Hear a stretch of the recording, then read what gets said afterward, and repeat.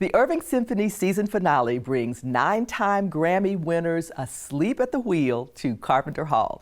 Conductor and music director Hector Guzman and Asleep at the Wheel founder Ray Benson bring us the details. Welcome to the show. Thanks so much for joining me. Howdy, Kathy. How you doing? Thank you for having us. Glad to see you both. Hector, you guys called this season the season of gratitude. Why is a concert with Texas legends Asleep at the Wheel the perfect way to wrap up the season?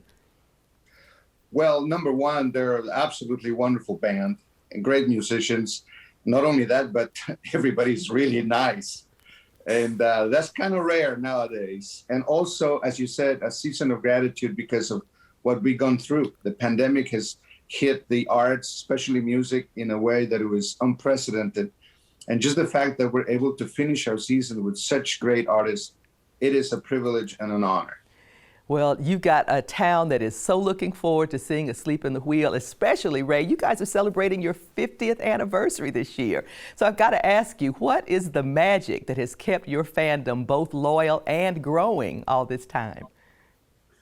Well, it's actually our 51st year because we had to postpone the 50th year last year. Right. Yeah. Good golly, I have no idea except for the fact that people keep coming back to hear us. Of course, you can judge by my beard, my appearance, that I am not as young as I used to be. But the amazing thing about this band is most of the folks in my band at this point are under 40 years old. So the music has survived numerous generations here, and it's so satisfying to see. And to play with all the great symphony orchestras around it is such a kick with us, because I played in the orchestra in high school, and I love symphonic music. And so this for me is, I like listening as well as the audience, I'll tell you that.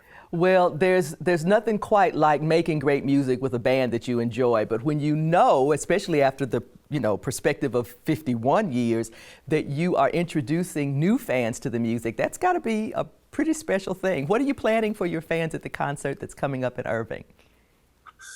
Well, the great thing about this show is that it combines just classic Asleep at the Wheel, which is we're a Texas Western swing band, but along with some great arrangers, we have included the orchestra for such diverse things as the song Miles and Miles of Texas. So all of a sudden it's got 70, or I don't know how many people, maestro, but 50 to 70 other people playing along with what's normally a 7 or 8 piece band.